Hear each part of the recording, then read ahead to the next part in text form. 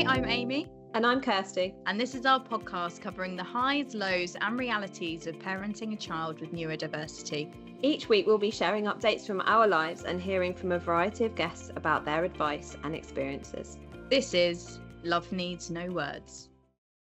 Welcome to this week's episode of Love Needs No Words. We are joined by Lisa Galley, or as some of you may know her better, School Run Mum Autism. Lisa is a former speech and language therapist and mum to 3 grown-up autistic children. She runs her absolutely brilliant Instagram page, School Run Mum, to share her passion for autism. Hi, Lisa. Hi, thanks for having me. Oh, no, we're so excited to have you on the podcast. And we're also very excited that this week's podcast episode is going to focus on Christmas and for many of us, surviving Christmas.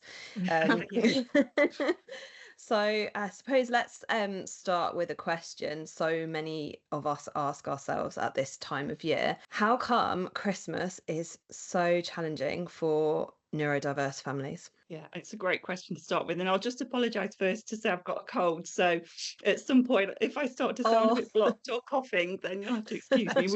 We were just talking about the delightful viruses that go around this time of year. Yeah. Making their way through the kids and the family. So back to your question. Yeah, I think to answer that question, I think it's kind of important to think about what are autistic. Well, I'm going to talk about autism because my children are autistic, but this obviously applies to, children, adults with lots of different kind of diagnoses or neurodivergence. I think it helps to think about what they need to thrive the rest of the year as well, because those things don't change, over Christmas, and things that they need and that support they need really are around, routine and clear rules, predictability, that support with sensory regulation, because lots of our kids are either kind of hypersensitive or hyposensitive to the world around them. Things like their safe foods, because a lot of our kids have got very limited diets. And at Christmas, all of these things change. It's like they all change, and it isn't just for a week or 2 weeks. We start literally as soon as bonfire night finishes, we're into Christmas, and everything around us changes. And it's almost like, I was talking to my son about it today, and he was describing it as, if life has got like a dial, the world around him's got a dial. At Christmas, it's turned literally right up, full volume. So everything is amplified. It's a society, we change, our expectations change, our, social expectations change. Everything is really noisy. We see adverts on the television that are really bright. And I think the reason why our children find Christmas so difficult, and adults, which I'll touch on as well, because my husband's ADHD, is because we kind of have this social expectation that we've got to enjoy Christmas, that we've got to find these things really enjoyable. Whereas the rest of the year, I think we find it easier as parents, as adults, teachers, to put those supports in place and make allowances, that sounds wrong, but put those supports in place so our kids can thrive. Whereas when it comes to Christmas, and as a parent, I've gone through it year after year, and occasionally still get that pang myself now. Well, why don't you want to enjoy, why don't you want to sit down and have Christmas dinner? Why don't you want to, come to this party? And I think it's just a lot. I think the world is just a lot around Christmas time. And for our kids, they need those very clear expectations and their predictability. And they're existing on the edge of their window of tolerance for 2 months. And, the slightest thing can tip them out of that window of tolerance. And that's why we see so many meltdowns around this time of year. And it's a massive balancing act. And it's looking at kind of making sure that the demands that our kids are experiencing balance with their capacity to deal with those demands, and the supports that we can put in place to make sure that is balanced. And that's really hard, I think, as a parent to be thinking about all of those things when it's just a lovely time of year for a lot of other people. And we just I'm going to use the N word, normal, and I don't use it a lot, but around Christmas time, we just want our kids to have that normal feeling of this is a really happy time. And it can be really sad for us ourselves when that doesn't happen. I'm so glad that we're talking about convoluted answer. Sorry. No, I'm really, really glad that we're talking about it because actually I've seen a big change in Max in the last week or two in terms of his behavior. And I honestly think that this is where it's stemming from. And you can understand, can't you? There's just so much going on anyway. I mean, it's overwhelming for us when you've got to think like 4 weeks, till Christmas, you've got to think about presents, there's lights, everything's just changing around them. You can understand. I mean, I'm going to be one of the many families where Alex will be probably sitting having chicken nuggets and chips on Christmas Day because it's something I know he'll eat. He's going to enjoy it, and we'll still have that kind of family traditional meal. But you what I love about your post is you normalize things and you say it's okay to be different. Yeah. Yeah, It's okay that we absolutely. do things differently here. Yeah, and we can make our own traditions at Christmas as well. There's things that our family do that not everybody would get, but that works for us. And I think as a family, even though we're a neurodivergent family, that all of us are neurodivergent in our family, we're all completely different, have different needs at Christmas, which again can be challenging as a parent, particularly if you have, children who maybe aren't neurodivergent and are very, you know, really excited about Christmas and want to go and see Santa Claus. And, I remember when my kids were little that we would kind of go and see Santa Claus. Hopefully there's no children listening to this. We'd go and see Santa Claus at the grotto or wherever we'd go. And my daughter could cope with that and really enjoyed it, whereas my boys found it really overwhelming, didn't enjoy it at all, and it would always end in tears. And we would still go as this family and do it all together, and it didn't really click for a while for me that actually we don't have to do that. We can do these things separately. So, my partner would take my daughter to go and see Santa, and I mean, the boys wouldn't go. And I think that it can take a while to get your head around that, but it's that permission to do Christmas differently, and to do what works for your family. But also, we were just talking about this before we came on air as well. It's giving yourself permission to feel sad about it, and all those feelings that you get of guilt and sadness, and you're missing out on these things. And it's okay, and it can be really crap. It can feel, it's okay that Christmas isn't always like the most perfect time of year. And yeah, I think as parents we can beat ourselves up over that sometimes, having those feelings. Yeah, and I Definitely. think sometimes you can get to the point almost where you start to really be worried in the lead up to Christmas, all the social things, all the expectations that you will kind of want to get involved in as the parent of a child who you've got friends who also have children of the same age. You so desperately want to be part of that world, I Yeah. think. And Amy and I are quite early into our journey as well, and so it's still all quite new for us to get our heads around. I hope I'm not speaking Yeah. on, out of turn, Amy, but No, that's how I definitely. feel like, we've not had years of experience to be able to Mm. kind of draw on. It still feels a little bit raw sometimes and a Yeah. little bit difficult to like, really Mm. champion yourself to do it differently. Yeah, and you learn as you go as well. Like you said, you're early in your journey, and you almost have to go through, this sounds awful, you almost have to go through a few years of Christmas not being absolutely wonderful to learn from the mistakes and learn what works Mm. and what doesn't work. And again, that changes over the years. For our family, Christmas used to be really, really tricky. And now, the kids are adults now. And we have a really lovely Christmas. It's still not my favorite time of year, but we've found what works for us. And yeah, and that's taken a while to get there. But you do get there, and it does take a bit of growing a thick skin as well sometimes. And just think, am I allowed to swear, by the way? Am I allowed to Yeah, swear? go for it. Why Yeah. not? What I call the fuck it bucket, where you just go, do you know what? Fuck Yeah. it. I'm sticking that one in the fuck it bucket because Yeah. it doesn't matter. And not worrying so much about people's judgment of the Mm. fact that your child sat at the, Christmas dinner table with their screen and their chicken nuggets, or, you go to a family party and have to leave early, or, you kind of get a thicker skin over time, but that can take a while to get there. But yeah, it's not easy.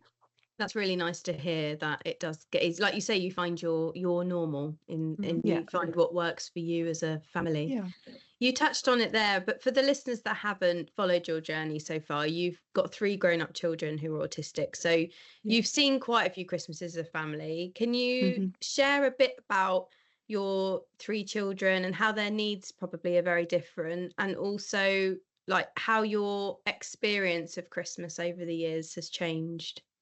Yeah, absolutely. So I've got three grown-up children. So my eldest is 29. I was just trying to think then. He's coming up to 30. My middle child, my daughter, is 25. And then my youngest son, Barney, is he'll be 21 next week, actually.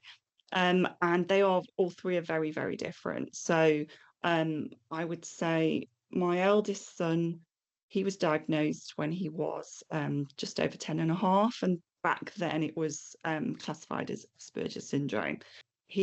I don't like to use the term high functioning or low functioning, but he's probably most independent out of all three of them, although my daughter is very independent as well. My youngest son, Barney, who actually talks on my page quite a bit. So if you follow me on Instagram, you might have heard him talk. He likes to talk about, his understanding of his diagnosis. He, out of all three, has probably struggled the most over the years with kind of Christmas and traditional kind of things like that. And he talks about kind of the sensory issues that he really struggles with most. And when it came to Christmas as a little boy, he would struggle with things like presents being wrapped up and not knowing what was in the present. Whereas my eldest son would love a Christmas present, but would get very upset if it wasn't exactly as what he expected it to be. So he would start Christmas with this kind of plan of what it was going to be like. And obviously it never reached those expectations. It can never be that perfect. So he would get very upset at the end of the day. He'd be crying that it wasn't how he expected. Whereas my youngest Barney, it was very much about having as much routine for him as possible and making Christmas Day as predictable as possible, which meant, him not sitting at the Christmas table with us, him being able to sit in his room or in a different room to eat his chicken nuggets and chips, which felt very sad at the time. But like we touched upon, actually, that was our new normal, and that was the way that we were able to have Christmas dinner, and everybody was happy because everybody got what they needed from that, rather than expecting him to sit at a table surrounded by food that weren't his safe food, and the smells would make him gag, and actually just being near those foods was too much for him. So, and again, that was a steep learning curve of actually going through several Christmases of me going, no, we will sit down as a family around this table and we will eat this meal. And and to realize actually why are we putting ourselves through this. So yeah, all very different. My daughter only recently actually has had a formal diagnosis of autism. She was the master at masking. So like many girls, she was super at kind of masking her autism, and did enjoy certain aspects of Christmas, but really struggled with the social aspects of family parties and, Christmas parties at school and discos and things like that. And just wanted to be so much like the other girls and do all the things they were doing, but just couldn't cope with that. And again, we would have lots of tears. And so yeah, we've had very different Christmases that have kind of changed over the years. But over time, we've kind of got to the point where we knew what to put in place for each child so that they could have a Christmas that suited them. And that, as I say, that involved, making sure they had the foods that they wanted to have. And if that meant having the same meal that they had every single day of the year, like Barney does, then that's what they would have. It's funny because I was talking to Barney actually today about his birthday, which is coming up. And so it's very close to Christmas. And my husband's birthday is the week before Christmas. And I still often forget sometimes about like I was on about those social norms that what do you want to do for your 21st birthday? Oh, I don't want to do anything. Well, you have to do something. It's your 21st birthday. But I don't want to. I don't enjoy doing things. I don't want to go out for a meal. I don't want to have a party. He wants to just do what he does every other day of the year, which is just chill. But there's still that part of me, even after all this time, that is like, no, come on, we need to do something important and big.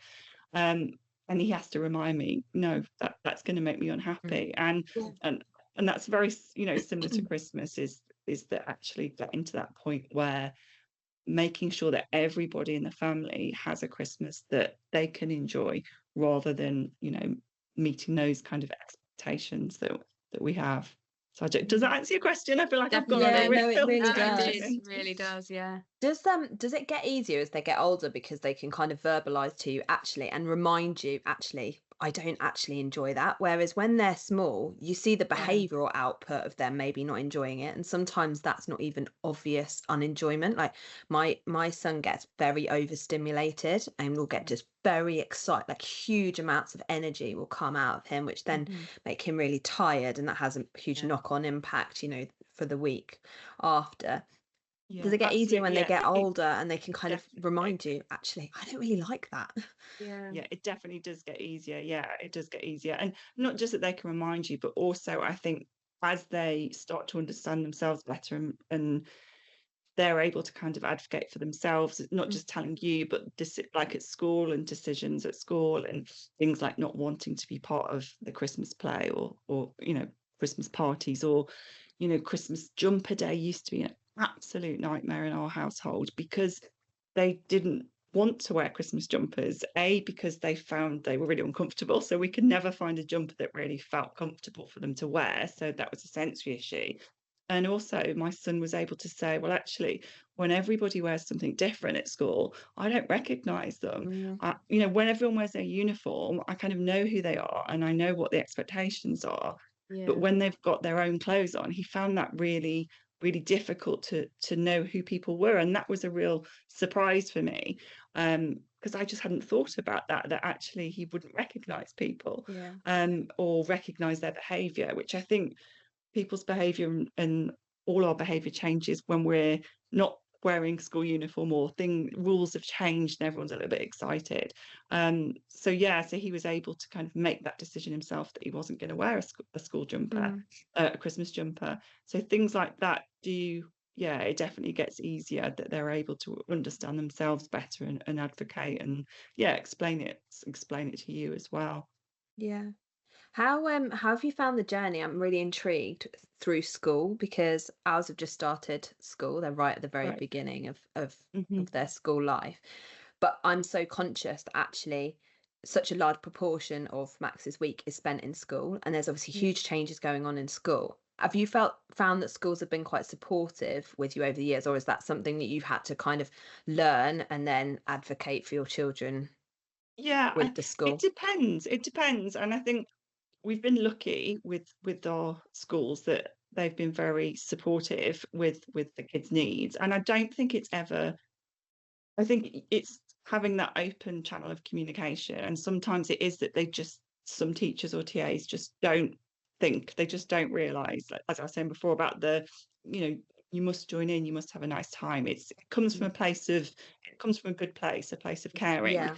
and sometimes it is just, we have had to kind of remind them, well, actually, inclusion for my child is actually not joining the Christmas play. It's not being part of that Christmas party. That for them means that they're going to be able to thrive that week. I think we've been lucky, and I know not all parents kind of experience that. A lot of the parents I work with have found that this time of year can be really tricky with schools kind of putting pressure on them for children to take part in things, and kind of not necessarily understanding that.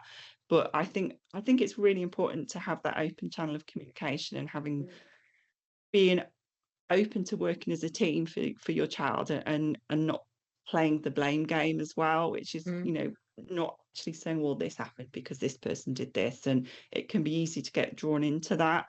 But we've been pretty lucky with school over the years, although obviously it's not always easy because they went to mainstream schools, and numbers in classes as back then is probably the same as it is now, and without EHCPs and statements, and I won't get into all that now, but it can be challenging. But we've been quite lucky. It's really good. I needed to hear that because I was saying before we came on the podcast that Alex isn't in the school play, and how Yeah. that had quite an emotional effect on me, because you just assume your child would be in the school play. That's Yeah.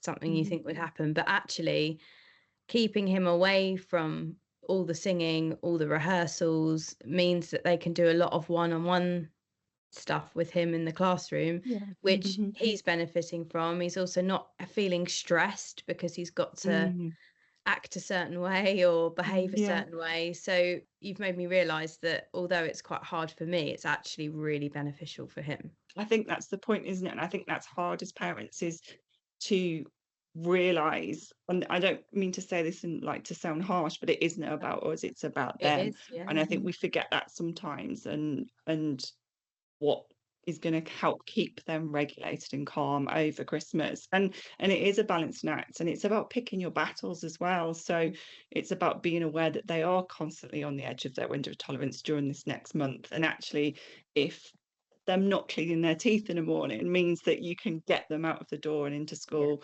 you know, that might be that one piece, you know, that one demand that pushes them a little bit out of their, you know, out of that window of tolerance. So it is about, you know, choosing your battles and giving yourself some grace as well. And, you know, comparison is really difficult, I think, with other families, and, you know, allowing yourself to be like, not get drawn into that, which I think can be really tricky. But yeah, it's a tough one, but it grows. And I think as a parent, you grow over the years, and you change yourself in, you know, how you parent. And that's something that it does take time to get to that point, and it doesn't just happen straight away. And I think allowing yourself to feel those feelings is really healthy. And talking about school plays, it just something popped into my mind actually, because I can remember one school play when Barney was very little, where we were kind of in that frame of mind where we really wanted him to be part of the school play, and school wanted to do everything they could to include him. So he was a pumpkin, because he'd been wearing a pumpkin costume since Halloween and hadn't taken it off, basically. So they wrote in a pumpkin into the nativity play. That's brilliant. And there he was, dressed as a pumpkin, next to Mary and Joseph. Look, if they can have an octopus in Love Actually, then they can have a pumpkin. Oh my God, yeah. Of course, yeah. That octopus paved the way. Yeah. Max is apparently in the school Christmas play, but see, this is another thing. So there was a message went out, an email to say that notes were going home in the book bag if you needed to put together an outfit for the school play. Otherwise, if not, then just assume that your child's outfit was provided by the school. Fine, all good. Yeah. So nothing came home in the book bag. So I can see that all the other parents are kind of discussing that their children are telling them what they are in the school play. So I asked Max, and he gave me 3 different answers of what he was this afternoon. So I have no idea what he is. I have no idea. He's a king, he's a queen, what's the other thing? A musician. I don't know. So maybe a little email for me to the school to clarify on that point. Yeah. Oh dear. All this experience that you're talking about is so great to hear, but this has obviously led to you and your journey now supporting families, not just at Christmas, but throughout the year. You've really recognised that actually support at this time of year is so invaluable for so many families. So you've developed a Christmas survival kit. Can you tell us more about that? Yeah, of course. So it is exactly as it says on the tin, really. It's a survival kit to get parents through, you know, the holiday season.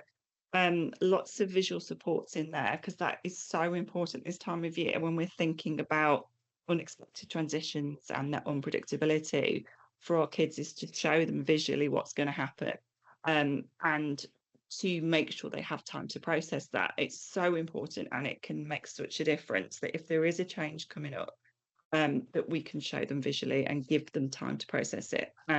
So there's a lovely pack of different visual supports that can be used at school. So there were some social stories in there for no school uniform day, school jumper day, you know, wearing a costume for a play. So just describing to them what's going to happen.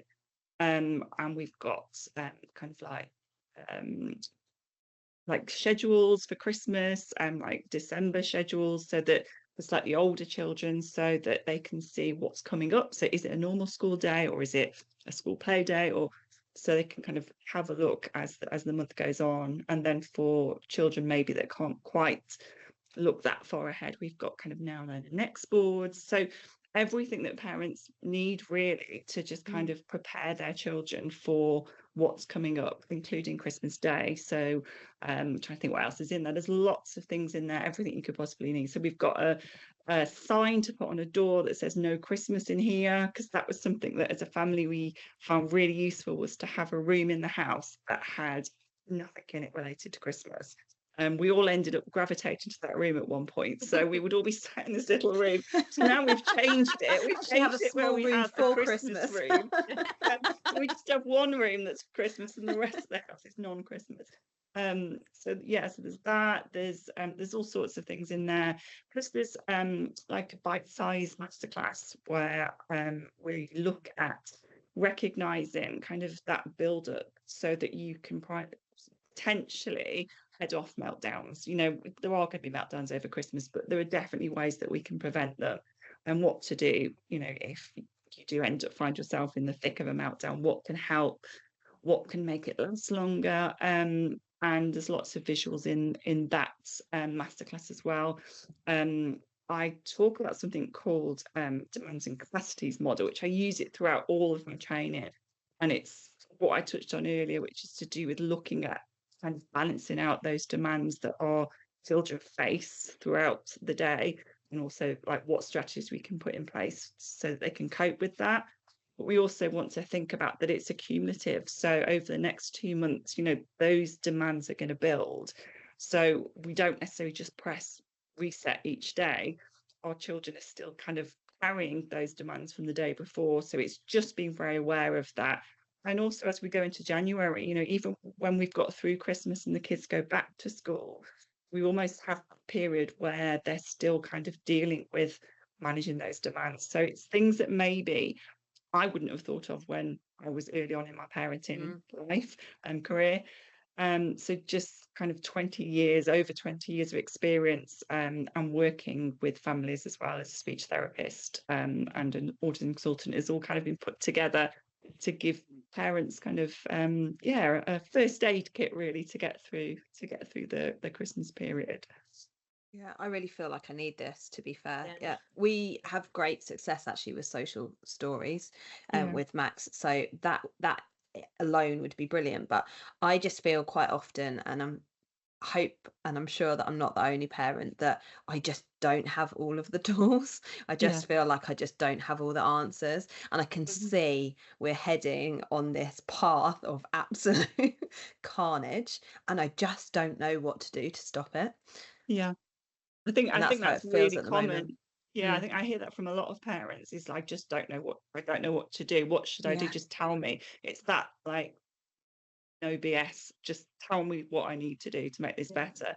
And for a lot of families, they won't necessarily use all of those visual supports. There's something there that will suit your family. And sometimes it is trial and error. And now's a good time to start using them, because what you don't want to do with visual supports is put them in place at the point of crisis, or at the point where your child, you know, is at that meltdown, because it's just you're adding something new to what is already a really difficult situation. So if families can start to kind of introduce them slowly now, while they're maybe probably more calm than they're going to be over the next 2 months, then it's something that can build and can become quite predictable. And then it's a lot easier then when you are kind of dealing with that meltdown or pre-meltdown. But it's a visual support that's been used every day. Your child's used to it, so you're able to then kind of scaffold and bring that out, and it can be really useful.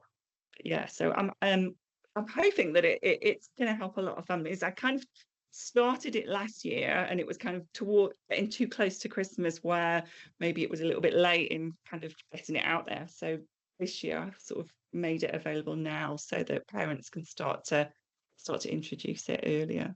What advice would you have for families that are maybe at the start of their journey, or starting to, like Kirsty said, they're getting to an age where they're starting to understand it a bit more, and the emotions are coming and you're feeling more anxious about this time of year than maybe you have previously been?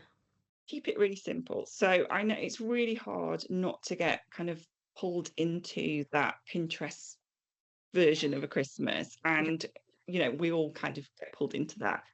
But Christmas, when I talk to my adult children now, the things that they really remember from Christmas that really is special to them, and I think this is the case with a lot, all children aren't kind of the shiny, we did all these things, we went to Lapland, we had the most perfect Christmas tree. It's those little mini traditions that you make at home. So absolutely don't try not to get pulled into that. I think setting really clear boundaries with family and friends early on.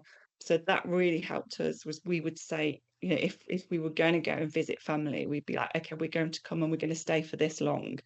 And and not everybody gets it, but at least if everybody knows that you're going to leave after half an hour or you're going to leave after an hour, it's a lot easier to do that, to make that transition. And the kids really benefited from that, because as they got older, it would always be one of the first questions, well, how long are we staying for? And that can sound really rude. In the past, I've had family say, well, it's really rude. And it's like, they just need to know how long they're going to be in this environment for. So definitely set really clear boundaries. If family are visiting, we limited how many people we would have around. I mean, now we literally just have my mum around on Boxing Day, and that's it. And it took a long time to get to that point. But if you can limit how many people are coming around, that can, that's your safe space, really. Your home is your kids' safe space at Christmas. So yeah, absolutely kind of trying to limit that social interaction.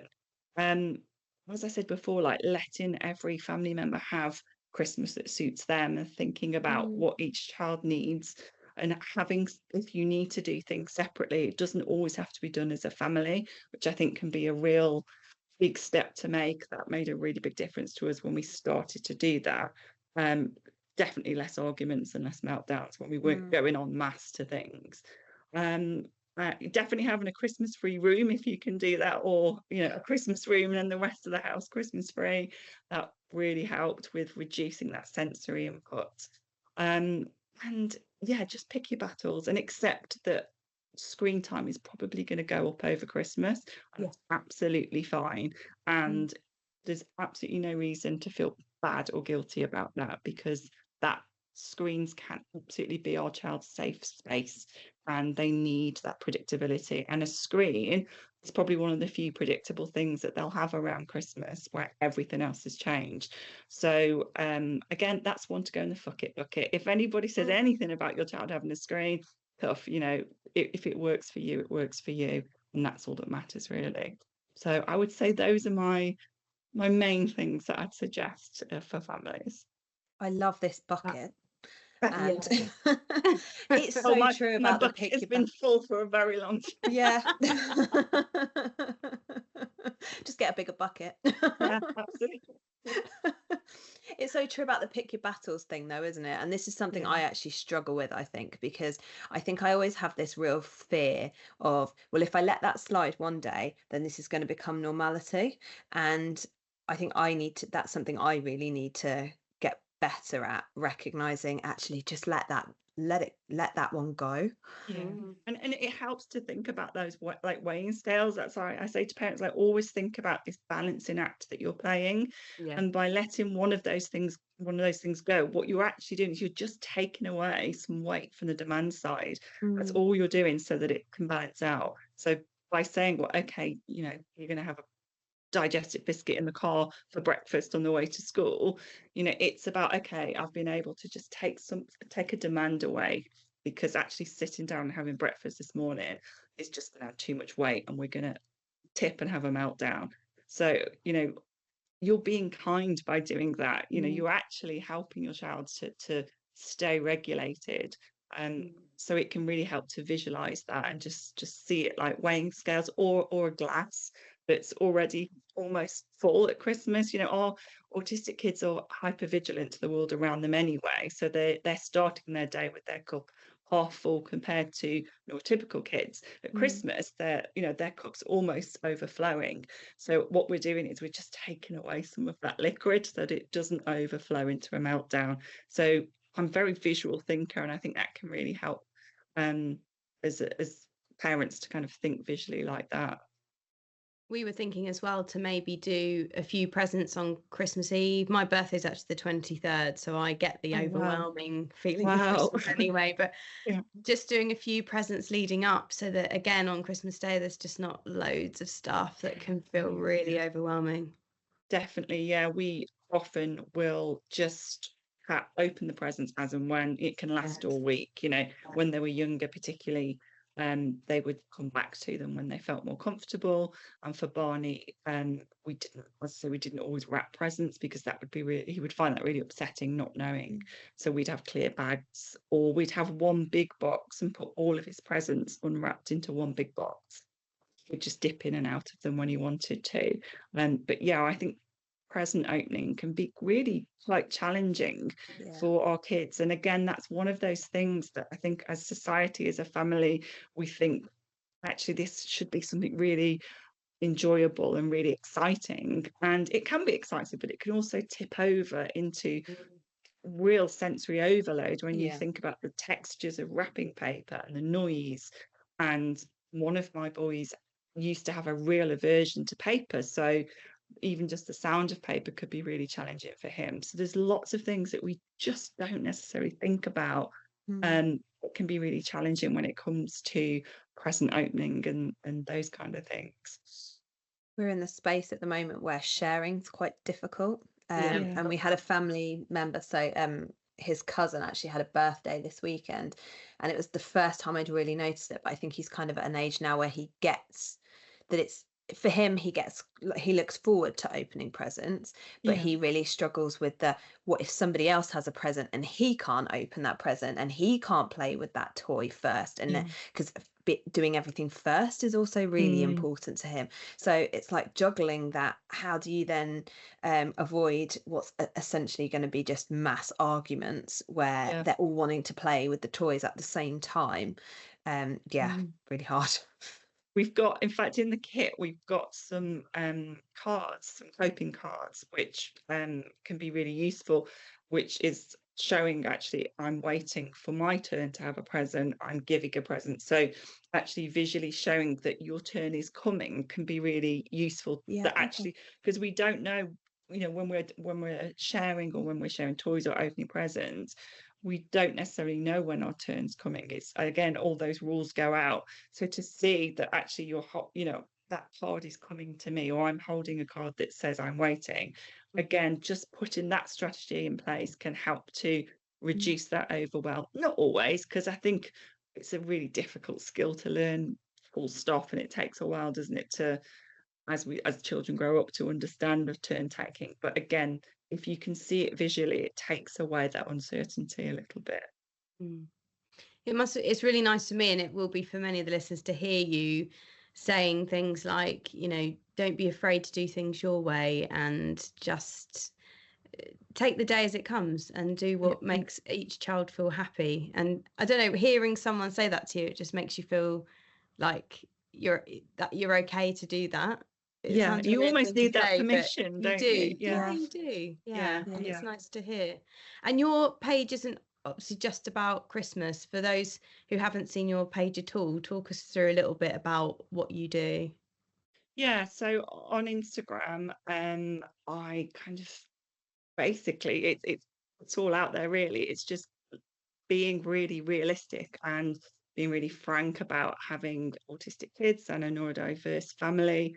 And again, that permission, giving parents permission to actually have those conversations, those feelings. And I like to think it's very positive as well, whilst being realistic. And I just share my experience, and just almost 30 years worth of living it, being in the trenches, and mistakes and what I've learned on the way. And as a previous speech language therapist, some kind of weaves in through that as well.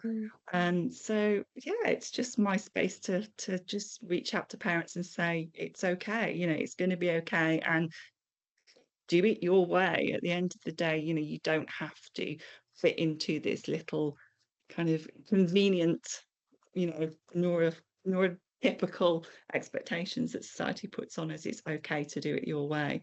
Yeah, and that's my little space in the world to do that. And you've got a brilliant manifesto that's on your wall there, I can see. Do you Yes, mind, do you mind reading it out to us? No, not at all. It's our food is beige, our masks have slipped, our screens are unlimited, our stims are encouraged, our favourite things are lined up, and our passions are nurtured. You don't have to get it, you don't live here. So that's the manifesto that we've kind of lived over the years. We've got to that point. And yeah, and a lot of the families that I work with, we look at actually making their own manifesto and what feels right for them, because that won't suit everybody. There'll be some things that, but I think having that and this is how we live our lives can be really useful. Yeah, and I think it gives people confidence as well. And what I really like about your page as well, because I feel like I'm making mistakes all the time, is actually that it's okay and it's really normal to make mistakes. We're just trying our best, aren't we, on a sometimes really challenging journey that you don't have all the answers for. No, you're just kind of finding your way, aren't you? Yeah, and our children change over the years. I'm in a new season with my kids now where they're adults, and their needs are changing, and I'm kind of dealing with that as well, and what that means for me as a parent, and I'm learning. And I think all we can do is just do our best at the end of the day, and it doesn't have to be perfect at all. And I'll hopefully give parents an insight into the future that actually, our kids can lead really, really good lives that suit their own personalities. It doesn't have to be this traditional life that society paints for us, and we definitely don't have a traditional life, but all three kids are thriving and are very happy. And that's what you want, isn't it? You just want your children to be happy. And I think if you had a crystal ball, and I've spoken to so many people that have said the same thing, you just sometimes, when your children are young, want a crystal ball to know that everything's going to be okay, because I think that's really what you're aiming for. Every parent probably is just aiming for their child to grow up and be okay. But I mean, like literally yesterday evening, I went onto Instagram, and it had been a difficult day anyway for various different reasons, and I saw one of your posts, and it was I just needed that in that moment. And I think for me it's about creating this, social media is great in so many ways, but it's creating that world around you that can give you what you need in those moments. And for me, like the confidence to just carry on running our own race, because it's not easy at points. No, absolutely. Yeah. And exactly as you say, I think social media can paint this perfect picture, and it's just a snapshot into someone's life. And I think surrounding yourself by people who get it is so important. I didn't have that when my kids were younger, because I didn't know anybody with autistic kids. So I really hope that by kind of creating this environment, that other parents can speak to each other as well, and realize that there's probably so many parents out there that don't realize that other parents feel exactly the same. And I think just having that conversation about things like screen time and stimming and those things that are so important in our kids' lives that maybe other parents don't hear about, actually that it's absolutely fine, and they're positive things, I think, can make such a difference. And you just want your kids to look back and say, I loved Christmas because we were all together, and mum and dad used to just let me be, because they knew I used to find things really overwhelming. So if I wanted to be on a screen all day, I could, that's what you want to hear from them, that Christmas was different, but it was wonderful because they could just be themselves and they were with their family. Because at the end of the day, that's all they want, is you just to be around. You don't have to be all sat wearing matching pajamas on Christmas Eve. No. In a perfect house, that would be amazing. Wreaths hanging from the ceiling. Everything I think, that looks really nice, but the reality is I don't have the time to do that. Absolutely. Just giving yourself permission that it's okay. Absolutely. And I'm a bit of a Grinch because I'm not a fan of Christmas anyway. So we last year was the first year that we didn't have any Christmas decorations in the house, and it was a really big thing for me, because I struggle, like sensory wise, I struggle as well. and I hadn't realised how much I was struggling. And then now that we don't have Christmas decorations, the kids are like, well, we didn't care. Why did, it wouldn't have bothered us if we hadn't had decorations. But of course, that's one of those things that you think you have to have. Of course it is. Because what would people think if they came into your house at Christmas and there were no decoration? Oh my goodness. But now we had one of the best Christmases last year because we didn't do that, and I was able to stay not like this mad woman that was running around completely overwhelmed. I was more regulated, which meant everybody else was as well. And this is for everybody, but I think, people that have families that have got neurodiverse children, it's like also don't have this expectation you've got to go to all these different houses at Christmas. There's that so much pressure, like, we'll do your parents this year, my parents next year, and actually, like you say, you've got to do what's right by your children, and if that means they have to come to you or they see you in between Christmas, then that's how it is. And if people are going to be supportive, then they'll be okay with that. But like you say, you just have to set the boundaries, because I think if there was one bit of advice I'd give, it would be about setting boundaries, because I think it took us too long to get to that point. And we had too many Christmases where we did that and had family around or was visiting, and it just became overwhelming. And when you look back, I think, why did I do that? Why did I do that? Yeah, definitely. And it just means being a bit braver and actually just saying, okay, this is what we're going to do, because this Christmas suits our family. It doesn't have to be the same as everybody else's. That's really good advice. So where can people pick up your Christmas survival guide and find you on social media? So if you follow me on Instagram, it's a really rubbish username. It's all underscore, so it's school_run_mum_autism. But if you just pop Lisa Galley into Instagram, it should come up. You can get the kit by clicking on my bio, and there'll be a link there to it. Or if you go to my website, which is lisagalley.com, on the homepage, if you just scroll down, you'll see some boxes and with different things that you can sign up for, and it'll be in there as well. Perfect. Brilliant. Lisa, thank you so much for coming on and speaking to us. My pleasure. You're going to help so many people, and you are helping so many people. Yeah. Thank you. I feel like we have so many topics we could talk about. So hopefully you could join us again at some point, Lisa. I would love to. Thank you so much. Sorry about my cold and no, not at all. Constant sniffing. It's that time of year. Along with Christmas, it's all the germs. Yeah, exactly. Yeah. Well, I hope you girls have a lovely Christmas. Thank you. And a peaceful Christmas. Yes, absolutely. And a happy Christmas to you too. Oh, thank you so much.